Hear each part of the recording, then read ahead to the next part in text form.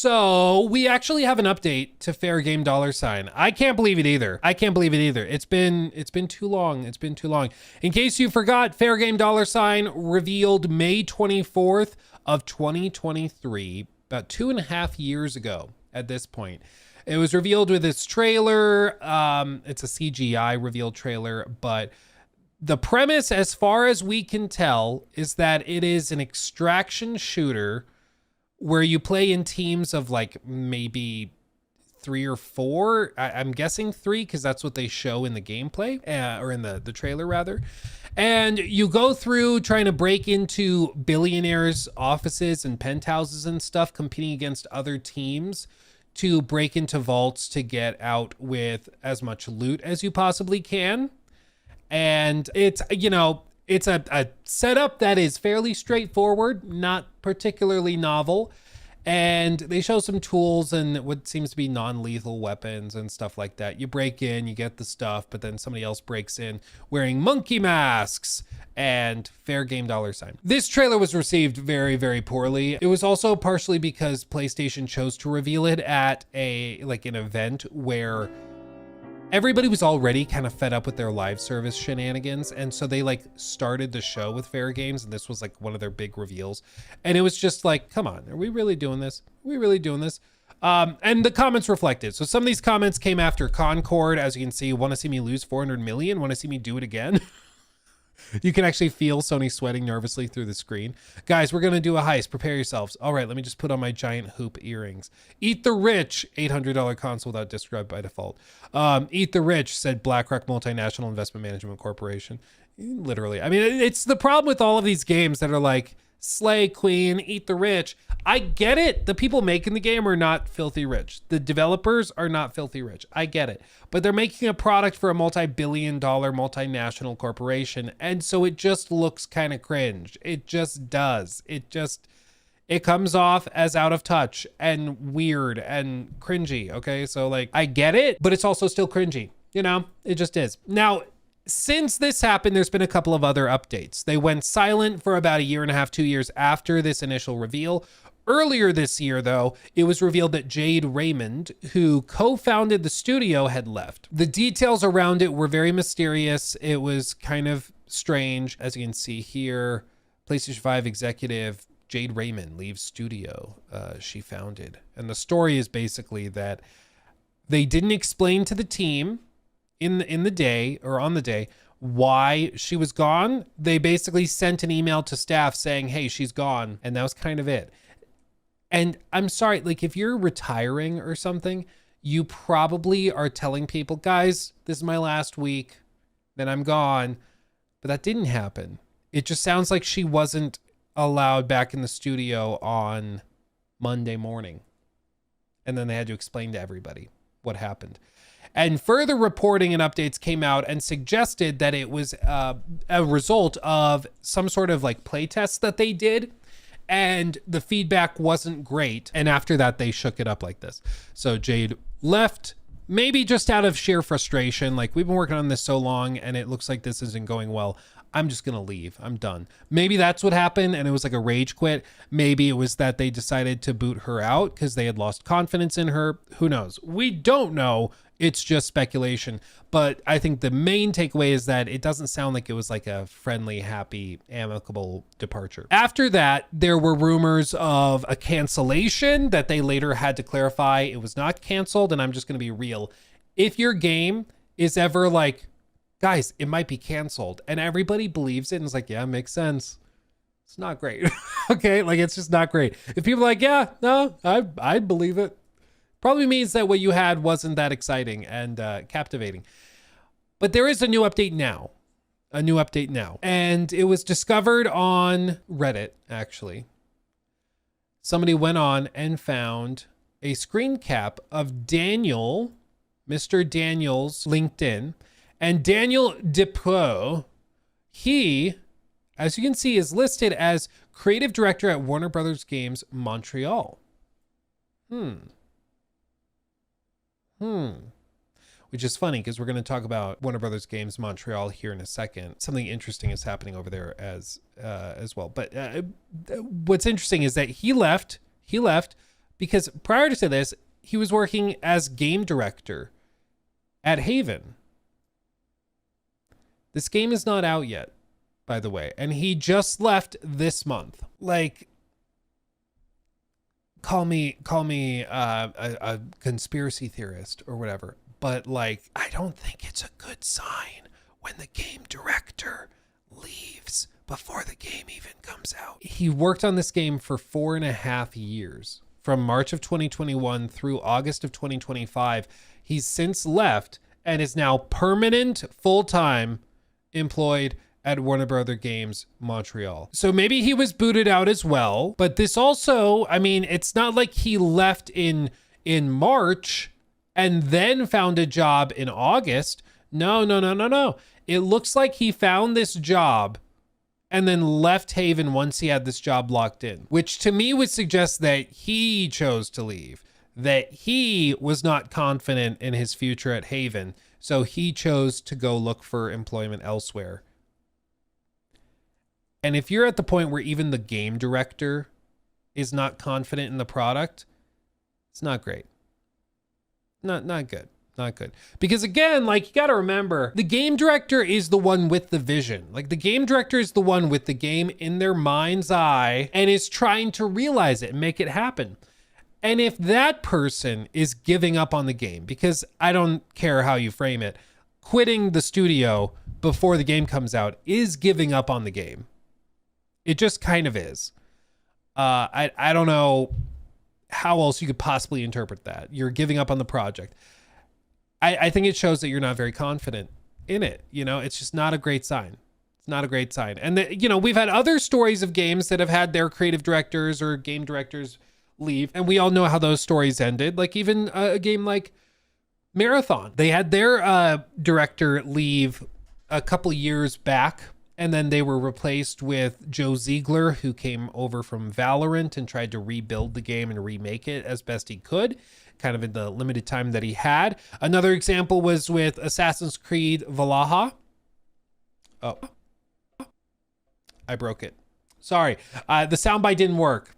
I was going to play the Assassin's Creed Valhalla soundbite, but it didn't work. You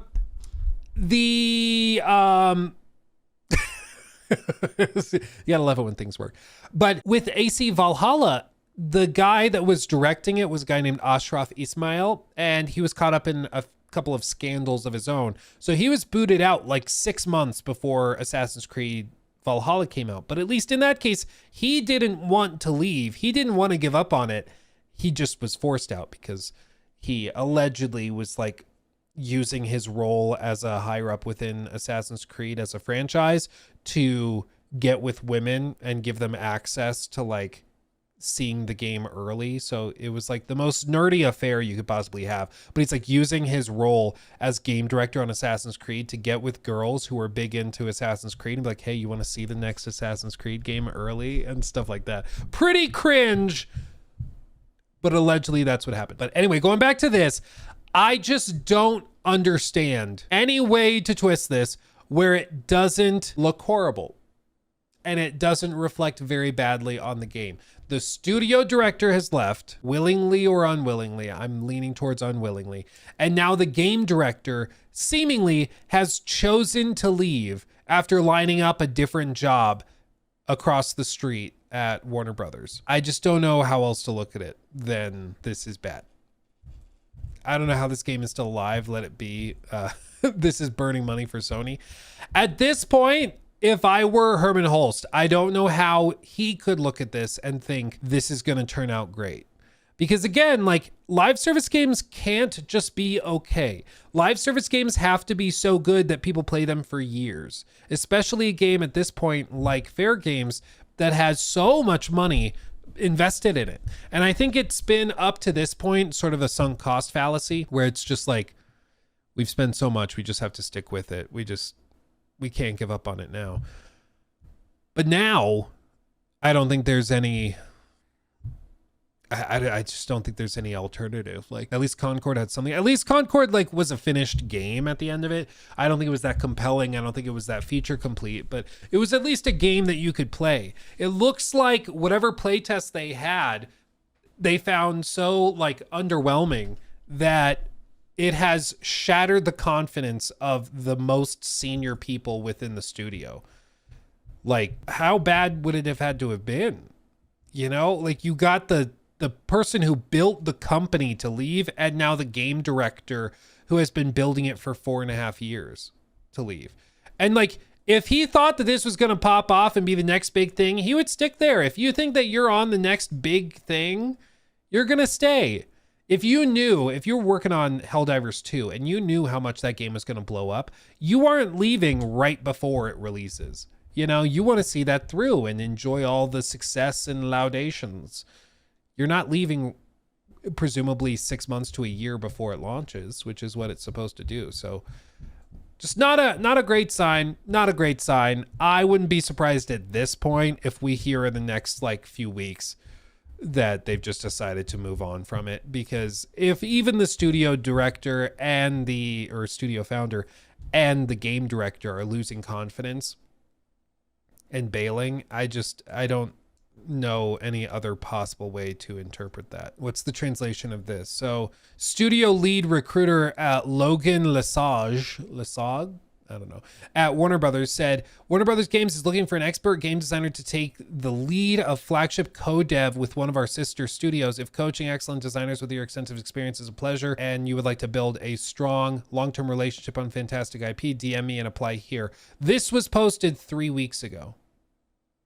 This job was posted 3 weeks ago. And it seems as though he may have applied to this, or it may be somebody that would be working under him. So it seems like this is something that happened like literally in the last handful of weeks. Not great. Apply for Luke. Yeah. Let's see what he said specifically. Okay. As of this week, I joined Warner Brothers Montreal as creative director. I can't wait to start this wonderful adventure with all the great people here at the studio. I also want to particularly thank Yves Lechance, Logan Lesage, who we just looked at, and Brian Theberge for their trust and support through the process. Now let's do this. It's very interesting. Very interesting. What are some of the translations of the comments? Let's see. Come up with F yeah, D Drape. That must be like his nickname. Looking forward to kicking off this new chapter with you and the team, Brian. Lots of congratulations. Okay. Portfolio manager, Trahi Wealth Management, private wealth president, Kelly. She said congrats. Wow. Welcome to Warner Brothers. Game designer at People Can Fly. Congrats at Crafted Montreal Studio. Level designer at Haven said wish you the best. I don't know, man. It's just weird. I wish him the best because it seems like he's got a brighter future over there. Still, nonetheless, very surprising and not a great sign for Fairgames. It's possible he heard rumblings of what was coming down, and so he got ahead of it and applied for another job. But if I worked there, if I worked at Haven and I saw that my boss was headed out and was leaving, I would start panicking. Is Concord another Fairgame, or is Fairgames another Concord disaster? I don't think it's going to be as flashy, personally. I think that it probably just is shut down and disappears. That's my guess. I would be shocked at this point, especially after this, if it releases at all. I think it's most likely it's just canceled and we never see it. Velvet and it just Patterns disappears. Donated $10 through Super Chat. Thank you. I find it ironic that Sony propped up Bungie D2 as the standard for what a live service studio should be, yet with HD2 is literally right there being the live service golden goose they've chased. Yeah, well, I think it's that, for one, it seems like they really didn't expect Helldivers to be as successful as it was. I don't think anybody did, but I think that that's a big part of it. They didn't expect it to pop off like it did. And then when it popped off, they were like, oh, cool. But I don't think they realized it was going to be that successful, which is why they didn't really market it or anything. But on the flip side, I think they really thought Concord would be a big success, because you remember they did a whole that freaking Amazon show. You remember that? Secret Level Gaming? Like, they did this whole thing for a franchise that was completely dead. Like, they had canned it after 2 weeks. And they invested, I don't even know how much money into this. But they thought this was going to be the next big thing. So they poured all this money into it, and then it flopped catastrophically. And now all of Herman Hulst's statements are saying things like what he said the other week. He said, we hope now that games can, we can correct and cancel games early and cheaply. We can cancel games and projects that aren't working early and cheap. And so if a project fails, we want it to fail early and cheap. And I would say their actions would betray that that's not really what's happening. That's not the mentality, because Fairgames seems to be a bit of a disaster, but they refuse to let it die. But it might just be a reflection of how much money they've poured into it. Because the other thing that was understood about Haven as a studio, Haven Studios, and you'll see this if you go to their website, they are basically a bunch of like former Google former Google engineers and stuff. That's a big component of their team. And so they have like, you see, they're still allegedly hiring some people, but it seems as though they are trying to build out tools that PlayStation wants to use moving forward. And if you look at some of the news stuff, you can see the launch event, all this stuff. The goal was to use their tools to help streamline development across PlayStation's portfolio. So it's possible that like Fairgames is shut down and then the studio is then used for like technical support within other IP and other studios around the PlayStation portfolio. I'm not sure if they would actually shut down the whole studio because they've spent a lot of money and time building up talent there. But as we've seen plenty of times, there's a big difference between building like software for tools and stuff and building a video game that people want to play. It's just a different thing entirely, you know. It's starting to feel like Herman Hulst is Jim Ryan 2.0 protege. How long before he gets sent back to Gorilla with his alloy body pillow? I think it's pretty standard for PlayStation to cycle through leadership at each generation. So I think probably Herman is out at the end of this generation. That would be my guess. And that's just based on the fact that they seem to cycle through leadership every generation to keep it fresh and different. So that's my expectation. They might give him a whole other generation to keep going because there is something they see in Herman that nobody else sees.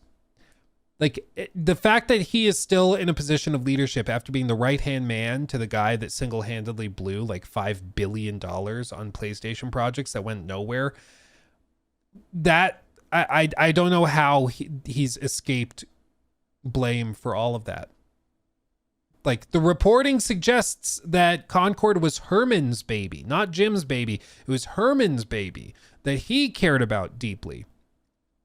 And even now, like he's greenlit and seen the launch of a few pretty disastrous projects as well. So it's just, they're all trying to untangle it. I think he probably successfully framed himself as being opposed to Jim Ryan's approach and that he just had to go along with it because Jim was his boss, but he wants to do things differently. But I don't know. It's bizarre that he still is in a position as high up as he is. But I think PlayStation's executives have made up their mind.